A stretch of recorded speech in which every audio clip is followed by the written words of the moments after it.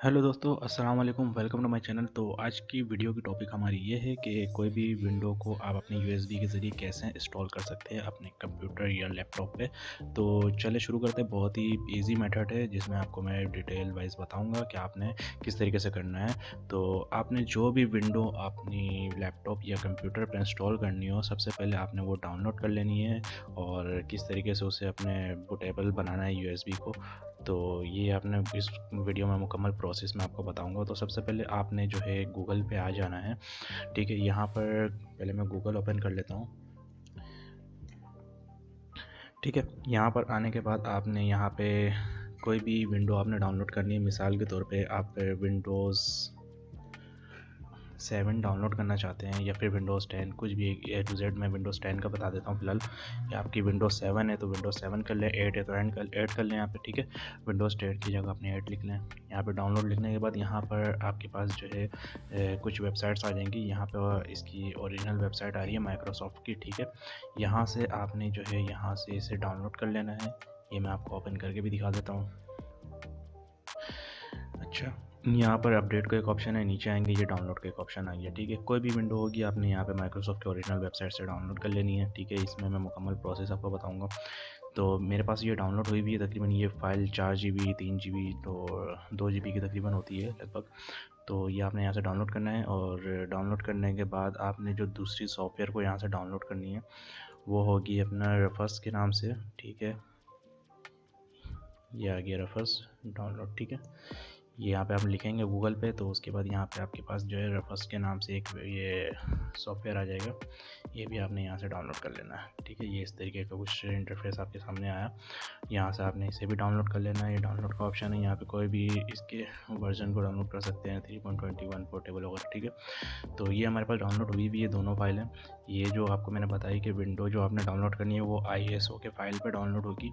कहीं से भी डाउनलोड करेंगे, यहाँ पर आपके पास लिखा हुआ भी होगा, जैसे कि यहाँ पे लिखा हुआ ना पावर ISO। तो इस तरीके से। ठीक है, यहाँ पे मैं आप लोगों को दिखा देता हूँ कि फ़ाइल किस टाइप की होगी और अपने पास जो सॉफ्टवेयर है वो किस टाइप का होगा। सबसे पहले मैंने ये एक फ़ाइल डाउनलोड की है विंडोज़ 10। ठीक है, यहाँ पर विंडोज़ 10 प्रो और ये हमारे पास डिस्क इमेज फाइल में आ रही है। ये अभी तो डायरेक्ट मैं क्लिक करूँगा तो कोई फ़र्क नहीं पड़ने वाला वैसे भी। इसकी मैं प्रॉपर्टीज़ आपको दिखा देता हूँ कि यहाँ पर जो इसकी साइज़ है वो तकरीबन 4.5 GB के 4.25 GB के करीब है, 4.25 GB। ठीक है, और इसके अलावा हमारे पास जो दूसरा सॉफ्टवेयर है वो है रफस, जो मैंने यहाँ से डाउनलोड कर चुका हूँ। तो ये हम यहाँ से ओपन कर लेंगे। ठीक है, यहाँ पे डाउनलोड मैंने ओपन कर लिया ये सॉफ्टवेयर। अब यहाँ पर हमने विंडो को अपने USB पे कैसे इंस्टॉल करनी है। सबसे पहले आपने अपनी USB को यहाँ पर लगाना है। तो पहले मैं जो है अपने USB को अपने लैपटॉप के साथ कनेक्ट कर लेता हूँ। ये मेरी USB यहाँ पे कनेक्ट हो गई है। अच्छा, ये देखें ये मेरी USB आ गई है और इसमें जो है पहले से कोई विंडो इंस्टॉल हुई भी है, वो है विंडोज़ 8। ठीक है, तो फ़िलहाल तो मेरे पास जो लैपटॉप मैं यूज़ कर रहा हूँ इसमें विंडोज़ 10 चाहिए, तो इसीलिए मैं इसे दोबारा बूट कर रहा हूँ। और यहाँ से इसे मैं यहाँ से जो भी आपके पास फाइल वगैरह होगी आप इसे फॉर्मेट कर सकते हैं। मैं यहाँ से इसे फॉर्मेट पहले कर लेता हूँ।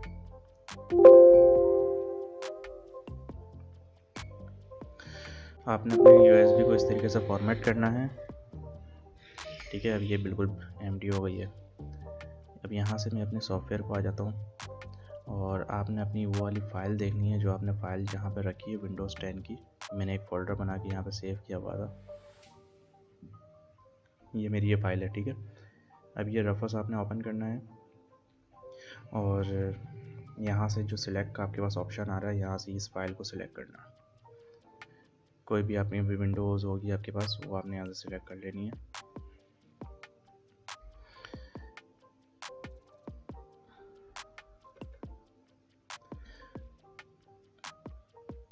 ये आ गई मेरी फ़ाइल ISO वाली, ये मैंने यहाँ से ओपन कर लिया।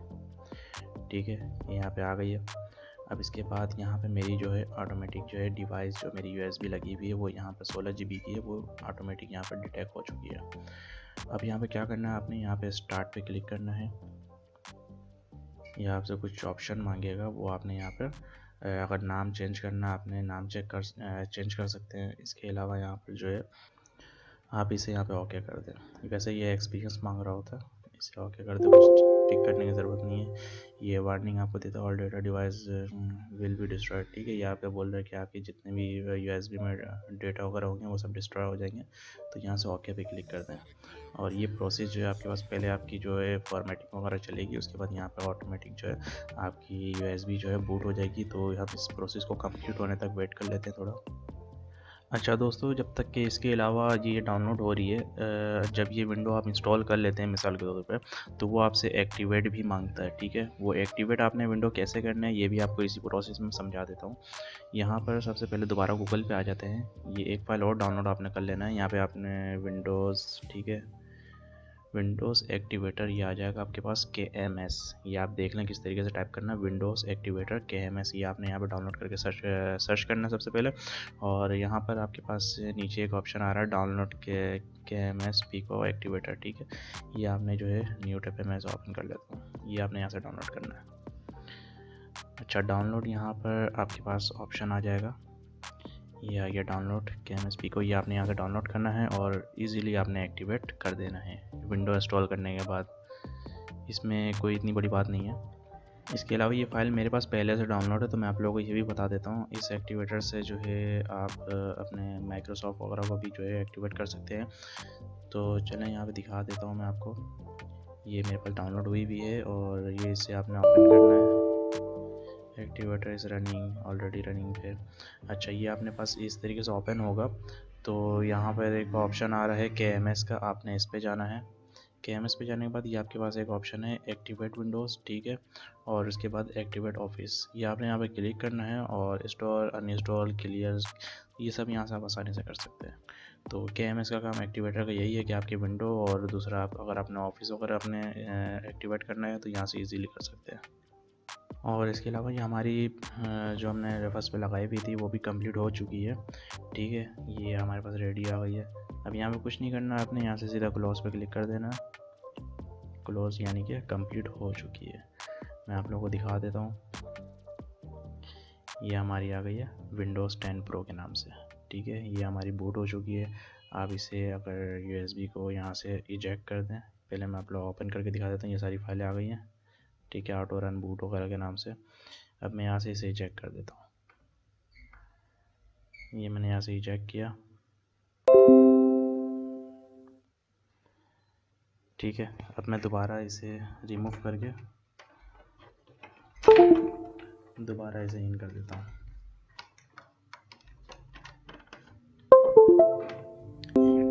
अब देखें थोड़ी चेंजिंग आ गई है, यहाँ पे USB बनी हुई आ गई है। अब मैं इसे ओपन करता हूँ और जब इसे आपने बूट पे लगाना है तो वही जैसे आपने विंडो इंस्टॉल करना तो आपको आता ही होगा, वरना इसके लिए आपने दूसरी वीडियो देखनी होगी यूट्यूब पे, किस तरीके से इंस्टॉल करें। अपने सिस्टम को रिस्टार्ट करके F12 या F10 वगैरह दबा दें, फिर ये खुद ही बूट पे चले जाएगा। उम्मीद करता हूँ आज की ये वीडियो आप लोगों को पसंद आई होगी। चैनल को सब्सक्राइब करना ना भूलें। मिलते हैं इसी तरीके की नेक्स्ट वीडियो पे। अपना ख्याल रखिएगा। अल्लाह हाफ़िज़।